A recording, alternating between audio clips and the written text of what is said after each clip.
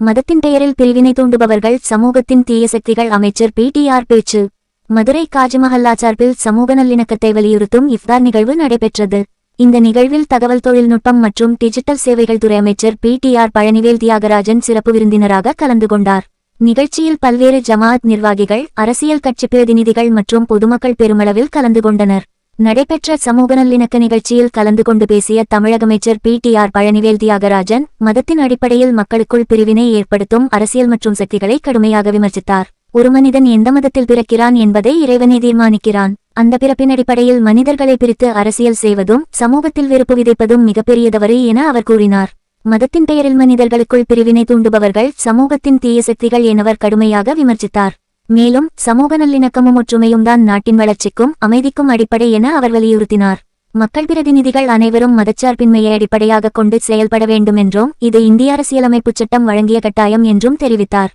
சிறுபான்மை மக்களுக்கு எதிராக கொண்டுவரப்பட்ட CAA, NRC போன்ற சட்டங்களுக்கு எதிராக பல இடங்களில் போராடியதாகவும் அதற்காக தன்மீது வழக்குகள் பதியப்பட்டாலும் சிறுபான்மை மக்களுக்கு பாதிப்பு ஏற்படும் போதெல்லாம் தொடர்ந்து குரல் கொடுப்பேன் என்றும் அமைச்சர் உறுதியளித்தார். சமூக நல்லிணக்கமே மனித சமூகத்தின் அழகு என்றும் மதவாத அரசியலுக்கு இடமளிக்கக்கூடாது என்றும் அவர் பேசினார்.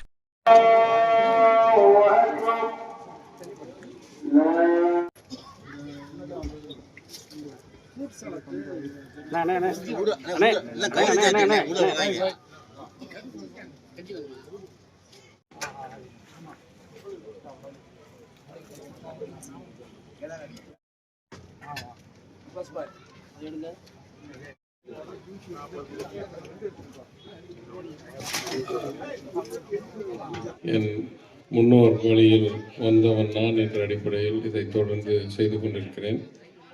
10 ஆண்டுகள் ஆகிவிட்டன நான் சட்டமன்ற உறுப்பினராக. இது 10வது ஆண்டு நான் இங்கே உங்களோடு கலந்து கொள்கிறேன் என்று கருதுகிறேன். என் 2 மகன்களும் எப்போல்லாம் அவங்க கல்விக்காக வெளிநாட்டில் இல்லையோ அவங்களெல்லாம் இங்கே அழைத்து வருவது எனக்கு பழக்கம். அந்த அடிப்படையில் 2 பேரும் இங்கே என்னோடு இங்கே அமர்ந்திருக்கிறார்கள்.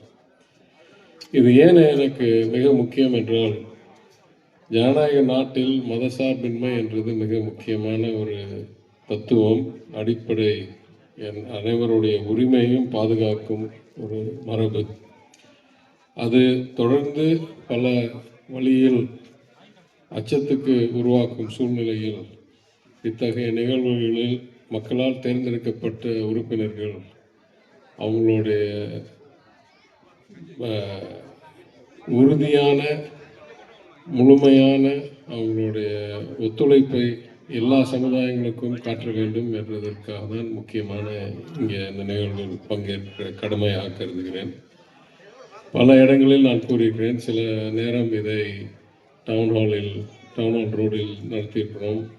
ஒவ்வொரு ஆண்டும் ஒரு முறை மாப்பாளையத்திலும் இத்தகைய நிகழ்ச்சி நடத்துவோம். நாளைக்கு நடத்த இருக்கிறோம்.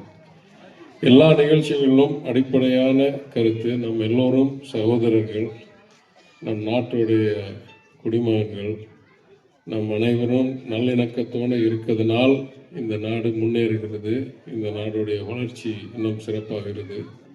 அதை யாருக்காகவும் என்னைக்கும் விட்டு கொடுக்க மாட்டோம் என்றதுதான் எங்களுடைய குணம், தத்துவம், இலக்கு.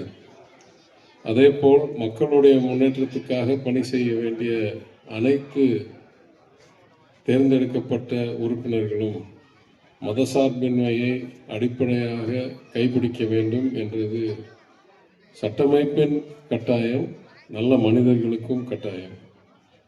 அதே காரணத்தால் எங்கெல்லாம் அதற்கு எதிர்ப்பாக பணி செய்கிறார்களோ, எந்த கட்சியெல்லாம் அதற்கு விரோதமாக அரசியல் செய்தோ அவங்களெல்லாம் எதிர்க்கிறது என்னுடைய முழு கடமையாகவும் நிரந்தர கடமையாகவும் நான் கருதுகிறேன். பல வகையில் இஸ்லாமிய பெருமக்களுக்கு தவறான நோக்கத்தோடு உருவாக்கப்பட்ட சட்டங்கள், இந்த CAA, NRC எல்லாம் போராடும் வகையில் நானும் பல இடங்களில் கலந்து கொண்டு என் மேலும் 2 வழக்குகள் தொடரப்பட்டு, மதுரையில் மட்டும் இல்லை, உத்தமபாளையம், பூர்வீக உத்தமபாளையத்திலும் எங்களுக்கு நீண்ட நெறிய உறவு ஹாஜி கத்ராவுத்தர் உட்பட்ட பல இஸ்லாமிய சகோதரர்கள் குடும்பங்களுக்கும் இருந்ததனால் அங்கேயும் போய் போராட்டத்தில் கலந்து கொண்டேன். என்றைக்கு உங்களுக்கு எதிராக எந்த செயல் வருதோ அன்றைக்கெல்லாம் நான் கூடயே நிற்பேன் என்று உறுதியாக இன்றைக்கு கூற விரும்புகிறேன். நான் அண்மையில் திருப்பரங்குன்றம் பிரச்சனை உருவாகும் போது NDTV என்ற டெல்லி ஊடகம் எங்களிடம் வந்து ஒரு பேட்டி எடுத்தார்கள். அப்போ நான் சொன்னேன், அரசியல்வாதிக்கு எத்தனையோ குணங்கள் அழகுகள் இருந்தாலும் முதல் ஒரு கொள்கை கடமை டூ நோ ஹார்ம், யாருக்கும் எந்த தவறும் செய்யாமல் இருக்கிறது முதல் கடமை அரசியலில் இருக்கிறவர்களுக்கு. அந்த அடிப்படையில் பார்த்தால் யாரெல்லாம் மதத்தை வைத்து பிரிவினை உருவாக்க விரும்புகிறார்களோ அவர்களெல்லாம் சமுதாயத்திலேயே இருக்க தீய சக்திகள். ஏனென்றால் நம்மளுக்கெல்லாம் எந்த இடத்தில் பிறக்கிறோம் என்று இறைவன் தான் முடிவு செய்கிறார். அந்த பிறக்கும் இடத்தோடைய மதத்தை தான் 99% மேல் நம்ம எல்லாம் பின்பற்றுகிறோம். ஏனென்றால் நம் தாயார் தந்தை முன்னோர் வழிபாடு அடிப்படையில் தான் நம்மெல்லாம் இந்த பழக்க வழக்கங்களுக்கு வருகிறோம், இந்த ஆன்மீகத்துக்கு வருகிறோம். அந்த அடிப்படை அடையாளத்தையே வைத்து பிரிவினை உருவாக்குறது எவ்வளோ கொடூரமான ஒரு செயலாக இருக்க முடியும் என்று கருதி பார்த்தால் அதெல்லாம் என்னைக்கும் பொறுத்து கொள்ளவே முடியாது. அது ரொம்ப தீய சக்திகள் தான். ஒரு மனிதருடைய அடையாளத்தை வைத்து இன்னொரு மனிதனுடைய அடையாளத்தை வைத்து பிரிவு உருவாக்குவார்கள் என்றது உண்மை என்று கூறினேன்.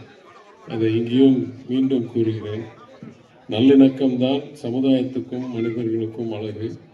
ஆளாளுக்கு அவங்கவுங்க நம்பிக்கை, அவங்களோட வழிபாடு பின்பற்றுவதற்கு சட்டமைப்பில் முழு சுதந்திரம் இருக்கிறது. அதை என்றைக்கும் நாம் காப்பாற்ற வேண்டும்.